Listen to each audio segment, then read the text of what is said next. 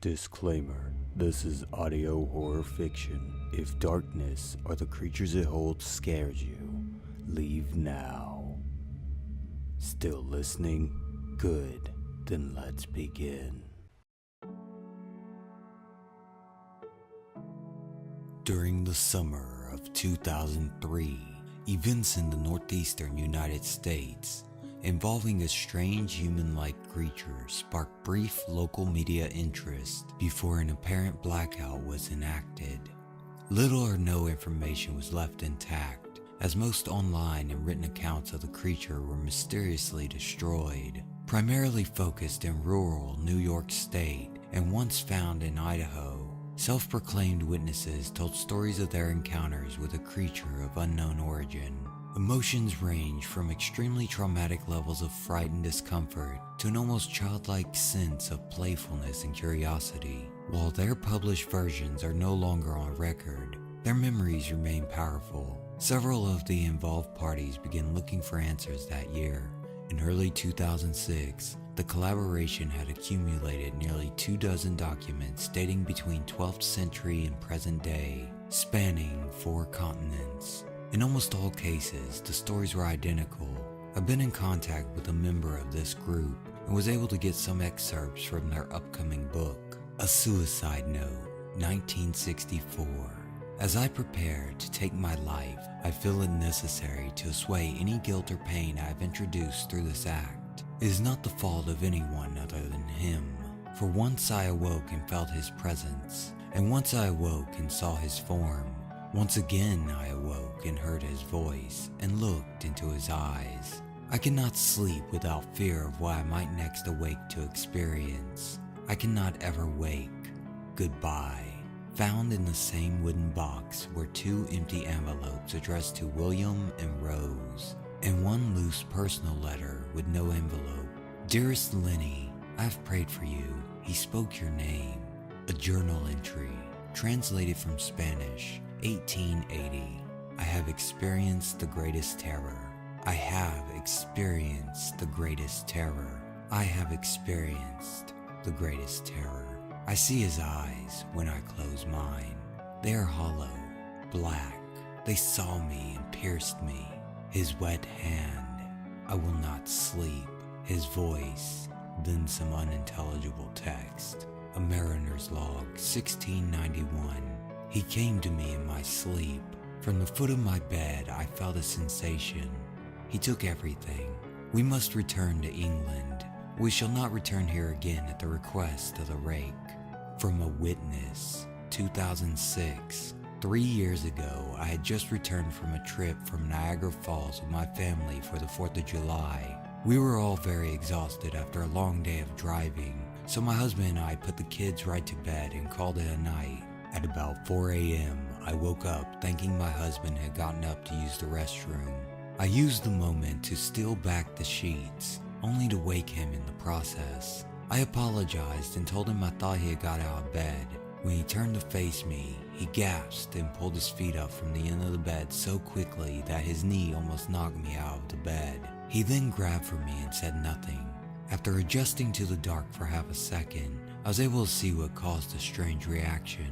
At the foot of the bed, sitting and facing away from us, there was what appeared to be a naked man, or a large hairless dog of some sort. Its body position was disturbing and unnatural, as if it had been hit by a car or something. For some reason, I was not instantly frightened by it, but more concerned as to its condition. At this point, I was somewhat under the assumption that we were supposed to help him. My husband was peering over his arm and knee, tucked in the fetal position, occasionally glancing at me before returning to the creature. In a flurry of motion, the creature scrambled around the side of the bed and then crawled quickly in a flailing sort of motion right along the bed until it was less than a foot away from my husband's face. The creature was completely silent for about 30 seconds, or probably closer to 5, it just seemed like longer, just looking at my husband. The creature then placed its hand on his knee and ran into the hallway, leading to the kids' rooms. I screamed and ran for the light switch, planning to stop him before he hurt my children. When I got to the hallway, the light from the bedroom was enough to see it crouching and hunched over, about 20 feet away. He turned around and looked directly at me, covered in blood. I flipped the switch on the wall and saw my daughter, Ciara. The creature ran down the stairs while my husband and I rushed to help our daughter. She was very badly injured and spoke only once more in her short life. She said, "He is the Rake." My husband drove his car into a lake that night while rushing our daughter to the hospital. They did not survive. Being a small town, news got around pretty quickly. The police were helpful at first, and the local newspaper took a lot of interest as well. However, the story was never published, and the local television news never followed up either. For several months, my son Justin and I stayed in a hotel near my parents' house. After we decided to return home, I began to look for answers myself. I eventually located a man in the next town over who had a similar story. We got in contact and began talking about our experiences. He knew of 2 other people in New York who had seen the creature we now referred to as the Rake. It took the 4 of us about 2 solid years of hunting on the internet and writing letters to come up with a small collection of what we believed to be accounts of the Rake. None of them gave any details, history, or follow-up.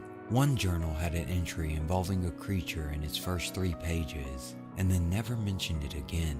A ship's log explained nothing of the encounter, saying only that they were told to leave by the Rake. That was the last entry in the log. There were, however, many instances where the creature's visit was one of a series of visits with the same person. Multiple people also mentioned being spoken to, my daughter included. This led us to wonder if the Rake had visited any of us before our last encounter. I set up a digital recorder near my bed and left it running all night, every night, for 2 weeks. I would tediously scan through the sounds of me rolling around in my bed each day when I woke up. By the end of the 2nd week, I was quite used to the occasional sound of sleep while blurring through the recording at 8 times the normal speed. It still took almost an hour every day. On the first day of the 3rd week, I thought I heard something different. What I found was a shrill voice. It was the Rake. I couldn't listen to it long enough to even begin to transcribe it, and I haven't let anyone else listen to it yet. All I know is that I've heard it before, and I now believe that it spoke when it was sitting in front of my husband. I don't remember hearing anything at the time, but for some reason the voice on the recorder immediately brings me back to that moment. The thoughts that must have gone through my daughter's head make me very upset. I have not seen the Rake since he ruined my life, but I know that he has been in my room while I sleep. I know and I fear that one night I'll wake up to see him there, staring at me. Thank you all so much for listening. If you enjoyed this story, leave a like, share, and subscribe to help feed the dark machine.